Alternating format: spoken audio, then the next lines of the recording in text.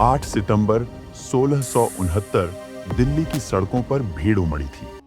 लेकिन ये भीड़ किसी उत्सव के लिए नहीं थी, बल्कि एक शर्मनाक तमाशा देखने के लिए जमा हुई थी। एक बूढ़े हाथी पर सवार एक व्यक्ति बेजान नजरों से लोगों की ओर देखता हुआ। उसकी पोशाक मैली थी, गले में चमकदार मोती नहीं थे, सिर पर राजसी पगड़ी की जगह एक फटी पुरानी कश्मीरी शॉल लिपटी थी। ये शख्स था दारा शिकोह, मुगल बादशाह शाहजहां का सबसे बड़ा बेटा और कभी हिंदुस्तान का ताजदार बनने का दावेदार। लेकिन वो अब किसी विजेता की तरह नहीं, बल्कि एक हारे हुए शहजादे की तरह सड़कों पर घुमाया जा रहा था। लोगों की आंखों में दया थी, कुछ की आंखों में आंसू भी। आखिर ऐसा क्या हुआ कि मुगलों का सबसे खास शहजादा इस हाल में पहुंच गया? दारा शिकोह का जन्म 20 मार्च 1615 को हुआ था। वह शाहजहां और मुमताज महल के सबसे बड़े बेटे थे। दारा का व्यक्तित्व अपने समय के किसी भी शासक से अलग था। जहां मुगल शहजादे तलवारबाजी, घुड़सवारी और राजनीति में माहिर बनने पर ध्यान देते थे, वहीं दारा को धर्म, दर्शन और कला में गहरी रुचि थी। दारा का मानना था कि ज्ञान और धर्म के माध्यम से वह लोगों के दिलों पर राज कर सकता है। उन्होंने संस्कृत सीखी, उपनिषदों का फारसी में अनुवाद करवाया और भारतीय दर्शन का गहन अध्ययन किया। सिर-ए-अकबर उनकी सबसे प्रसिद्ध कृति थी, जिसमें उन्होंने उपनिषदों को फारसी में अनुवाद किया और उन्हें तौहीद, एक ईश्वर का सिद्धांत के साथ जोड़ा। दारा का मानना था कि उपनिषद और इस्लाम दोनों ही ईश्वर की एकता पर बल देते हैं और यही संदेश इंसानियत को जोड़ सकता है। दारा शिकोह के करीबी मित्रों में हिंदू विद्वान, जैन संत, सूफी फकीर और फकीरों का जमावड़ा हुआ करता था। उन्होंने कई बार वाराणसी जाकर पंडितों से वेदों और उपनिषदों की शिक्षा भी ली थी। लेकिन यही सोच उसकी ताकत भी बनी और उसकी सबसे बड़ी कमजोरी भी। शाहजहां के चारों बेटों में सत्ता की लड़ाई चल रही थी।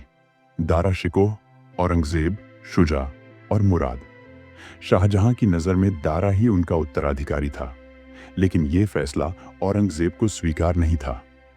औरंगजेब ने अपनी जिंदगी युद्ध भूमि में गुजारी थी। उसने गुजरात, मुल्तान, दक्कन और कंधार में रहकर खुद को एक सशक्त योद्धा और कुशल प्रशासक साबित किया था। वो धर्म का सख्त अनुयायी था और अपनी प्रजा का समर्थन पाने के लिए उसने हर मौके का फायदा उठाया। दूसरी ओर दारा ने अपने आसपास सिर्फ विचारकों, कलाकारों और सूफी संतों को ही रखा। वो दरबारियों और सैन्य अधिकारियों को नजरअंदाज करता रहा, वही दरबारी जो भविष्य में उसके सबसे बड़े सहायक हो सकते थे। शाह शुजा शाहजहां का दूसरा बेटा था। उसे बंगाल का सूबेदार बनाया गया था। शुजा बेहद महत्वाकांक्षी था, लेकिन उसमें दारा जैसी आध्यात्मिक सोच और औरंगजेब जैसी राजनीतिक चतुराई नहीं थी। 1657 में जब शाहजहां बीमार पड़ा, तो शुजा ने खुद को बंगाल का स्वतंत्र बादशाह घोषित कर दिया। उसने अपनी सेना लेकर बिहार और काशी की ओर कूच किया। 1678 में बक्सर के पास कांजवा की लड़ाई में शुजा और औरंगजेब की सेना आमने सामने हुई। शुजा ने शुरुआत में बेहतरीन प्रतिरोध किया, लेकिन आखिरकार औरंगजेब के युद्ध कौशल के आगे हार माननी पड़ी। शुजा को बंगाल लौटना पड़ा। इसके बाद शुजा ने अराकान, म्यांमार में शरण ली, लेकिन वहां के राजा ने उसे धोखा देकर उसकी हत्या कर दी। शुजा का अंत बेहद दुखद था। उसके परिवार को भी बेरहमी से मार दिया गया और उसकी बेटियों को अराकान के राजा ने अपने हरम में डाल दिया। शाहजहां का तीसरा बेटा मुराद बख्श गुजरात का शासक था।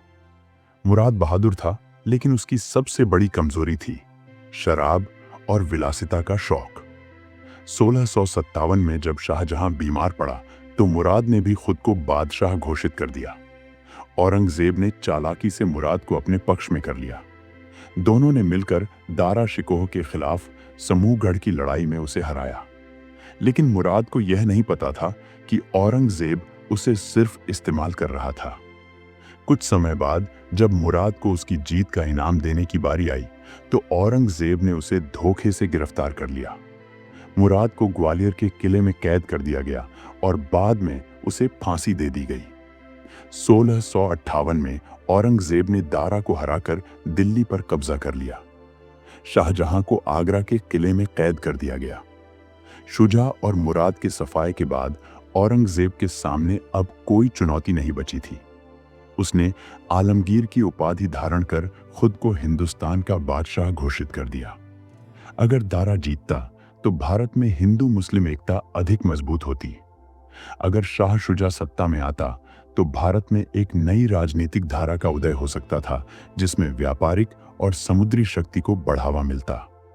मुराद बख्श के जीतने की स्थिति में भारत में एक उग्र और सैन्य शासन का प्रभाव हो सकता था, लेकिन नियति ने औरंगजेब को विजेता बना दिया, एक ऐसा बादशाह जिसने भारत के भविष्य पर गहरा प्रभाव डाला।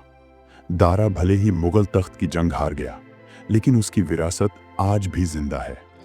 उसकी किताब सिर्र-ए-अकबर आज भी उपनिषदों के अनुवाद के लिए एक अनमोल दस्तावेज मानी जाती है।